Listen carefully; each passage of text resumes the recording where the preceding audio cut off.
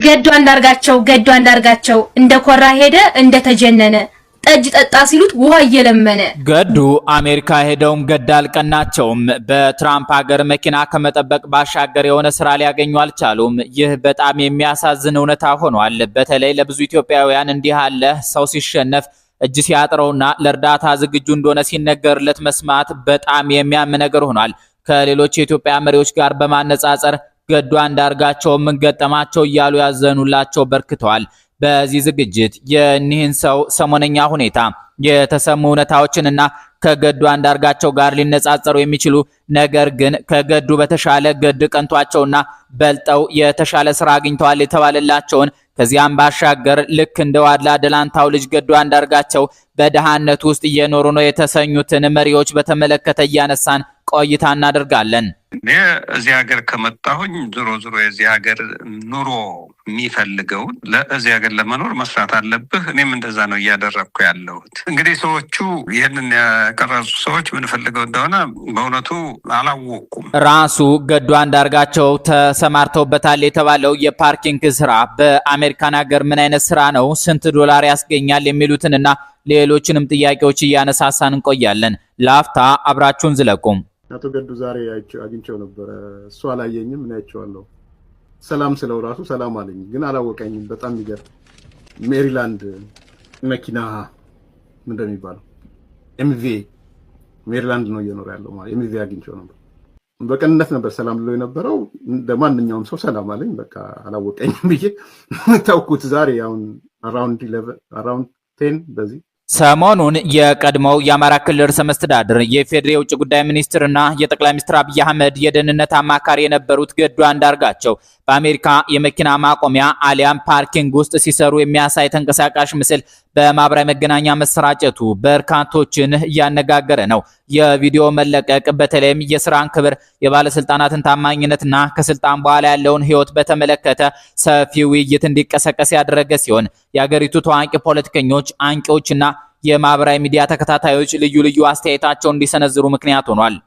የአማራ ህዝብ ምናልባትም ለሴንትራል ለማዕከላዊ መንግስት ተቋማት የበለጠ ያደላ እንደሆነ እንጂ የመከላከያ ሰራዊትን ወይም የሆነውን አካል ለመቃወም ፈልጎ ያካሄዳል። መሰረታዊ ምክንያቱ የብልጽግና መንግስት የፖለቲካ አመራር ውድቀት ነው። ምንም ልንሸፋፍነው አይገባም የሚል እምነት አለ። አንዳንዶች ሰውየው ከቀድሞ ጓዳቸውና እንደርሳቸው ተመሳሳይ ጣ ከገጠማቸው የኦሮሚያ ክልል ፕሬዝዳንት ለማ መገርሳ አንሰው በመገኘታቸው አቅመ ቢስ ናቸው ሲሉ ተችተዋቸዋል። ገዱና ለማ የቲም ለማ መጠሪያ እንደነበሩ ይታወሳል። ሮም ውስጥ ለተባበሩት መንግስታት ድርጅት እንደሚሰሩ እንደ ለማ መገርሳ ሁሉ የዓለም ጤና ድርጅት መሪው ቴዎድሮስ አድሃኖም አፍሪካ ህብረት ውስጥ የሚሰሩት የቀድሞ የትራንስፖርት ሚኒስትር ዳግማዊት ሞገስና ሌሎችም ለማወዳደሪያነት ተጠቅሰዋል።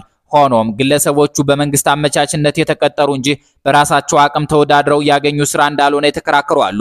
ቢሆንም ገዱ አንዳርጋቸው 3ኛ ዲግሪ ይዘው ወደ መኪና ማቆሚያ ቦታ ስራ ፍለጋ መውጣታቸው የአቅም ማጣት ጉዳይ መሆኑን ደጋግመው ይጻፉ አሉ። እንደ ግርማ ሰይፉ ማሩ ያሉ ግልገል ብልጽግናዎች ግን ገዱ አንዳርጋቸው ይህን ስራ የጀመረው ከመቀመጥ ብሎ እንጂ በቂ የቤተሰብ ሀብት እንዳለው እናውቃለን ብለዋል። ግርማ ገዱ አንዳርጋቸው በዚህ እድሜያቸው የማይመጥናቸውን ስራ ከሚሰሩ ታጣቂዎችን መደገፍ አቁመው ወደ ኢትዮጵያ እንዲመለሱና አገራቸው እንዲያገለግሉ መክረዋቸዋል።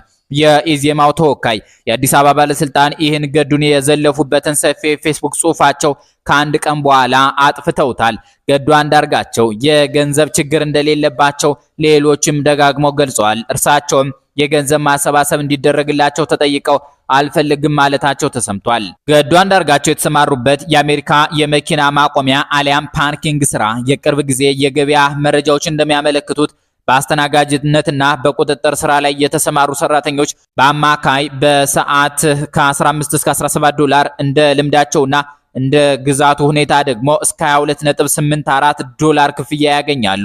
ይህም በአመት ከ30 ሺህ እስከ 36,000 ዶላር ገቢ የሚያስገኝ ሲሆን በተለይም በካሊፎርኒያ፣ አላስካ እና ኮሎራዶ ግዛቶች ክፍያው ከፍ ያለ እንደሆነና በቫሌት ፓርኪንግ ዘርፍ የሚሰሩ ሰራተኞች ከደንበኞች ተጨማሪ ጉርሻ አሊያም ቲፕ እንደሚያገኙ ይገለጻል። ስራው ቀላል መስፈርቶችን የሚጠይቅ በመሆኑ ለበርካቶች ተመራጭ የመግቢያ ስራ ቢሆንም በአገር ደረጃ በከፍተኛ የስልጣን እርከን ላይ የቆዩ የቀድሞ ባለስልጣን በዚህ ስራ ላይ መታየታቸው በየአንቀጹ የራሱን ትርጉም አዝሏል። ይህን ክስተት ተከትሎ አስተያየቱን የሰጠው ናትናኤል መኮንን እንደገለጸው ገዱ ለመኖርና ቤተሰባቸውን ለመርዳት በራሳቸው ወዝጥረው መስራታቸው ምን ያህል ጠንካራ ስብዕና እንዳላቸው ያሳያል። ባያቸው የሚገርመውና ወይ ጉድ የሚያስብለው ቤተሰባቸውን ይዘው በቅንጦት መኪና ፓርኪንግ ውስጥ ለማቆም ቢመጡ ነበር ብሏል።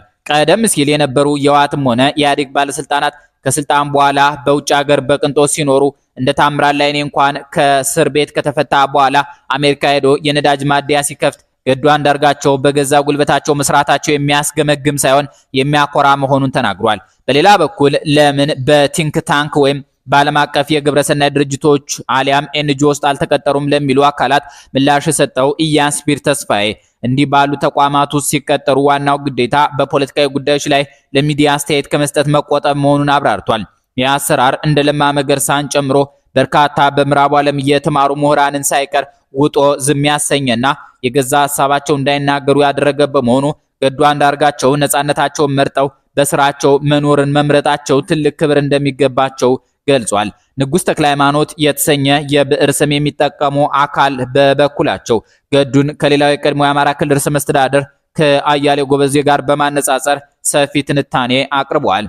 አያሌው ጎበዜ በቱርክ የኢትዮጵያ አምባሳደር ሆነው ካገለገሉ በኋላ ወደ ኢትዮጵያ ሲመለሱ መኪና፣ ቤትና ጥበቃ ሳይመደብላቸው ከልጆቻቸው ጋር በኪራይ ቤት ውስጥ ውጣ ውረድ እንደሚያስተናግዱ በማስታወስ ገዱም በተመሳሳይ በስልጣን ዘመናቸው በፍጹም ታማኝነት ማገልገላቸውንና በዚህ ጊዜ ያካበቱት ሀብት ሳይኖር በከባድ የህይወት ውጣ ውረድ ውስጥ መሆናቸውን ገልጿል። ይህም በእውነትና በታማኝነት ሀገራቸውን ማገልገላቸውን የሚያረጋግጥ በመሆኑ በሁለቱም ኩራት እንደሚሰማውና የኦህዴድና ህወሓት ባለስልጣናትን ህይወት እንድንታዘብ እንደሚያደርግ አመላክቷል። ይታወቅ ባለም ላይ ከበደ የተባለ የዶክትሬት ምሩቅ በሰጠው አስተያየት ምስሉን ያሰራጩና ሲሳለቁ የነበሩ ሊሳለቁም የሞከሩ ሰዎች ዋና ዓላማ የክልሉን ህዝብ ለማዋረድ ምልክቱን ማዋረድ ቢሆንም የታታሪ ህዝቦች መዝሙር ዘምሮ ያደገው ትውልድ ከተንቀሳቃሽ ምስሉ የተረዳው የስራን ክቡርነትና የታታሪነትን መንፈስ እንጂ ውርደትን አለመሆኑን አስምሮበታል። አክሎም ገዱ አንዳርጋቸው በክብር ስማቸው የሚነሳበት ጊዜ እንደሚመጣ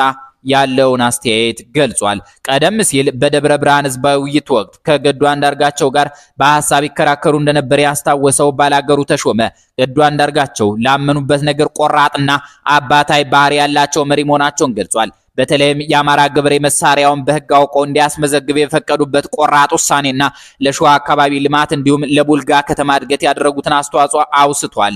አክሎም አገር ያገለገሉ መሪዎች፣ ወታደሮች፣ መምህራንና ዳኞች ከስልጣን ሲወጡ በክብር የሚያርፉበት ተቋማዊ አሰራር ቢኖር ባለስልጣናት በስልጣን ዘመናቸው እንዲዘርፉ የሚያበረታታ ስነ ልቦና ይዘጋ ነበር ሲል አመላክቷል። በመጨረሻም ጀዋር ሲራጅ መሐመድ በሰጠው ምላሽ ቪዲዮ የሚያሸማቀቅ ሳይሆን የሚያኮራ መሆኑን በመግለጽ ህዝብ እየገደሉና እየዘረፉ ከመኖር ይልቅ በገዛ ጉልበት ጥሮ ግሮ መኖርን መምረጥ የሞራል የበላይነትን እንደሚያሳይ ተናግሯል። በተጨማሪም ገዱ አንዳርጋቸው በዚህ እድሜያቸው ምን ያህል የአካል ብቃትና ጤናማ ቁመና አሊያም ፊት እንዳላቸው ገልጾ አድናቆቱን ችሯል። በአጠቃላይ የአጋጣሚ በሀገራችን ፖለቲካ ውስጥ ታማኝነት፣ የሥራ ክብርና ከስልጣን በኋላ ያለው ህይወት ምን መምሰል እንዳለበት ጥልቅ ትምህርት የሰጠ ክስተት ሆኖ አልፏል።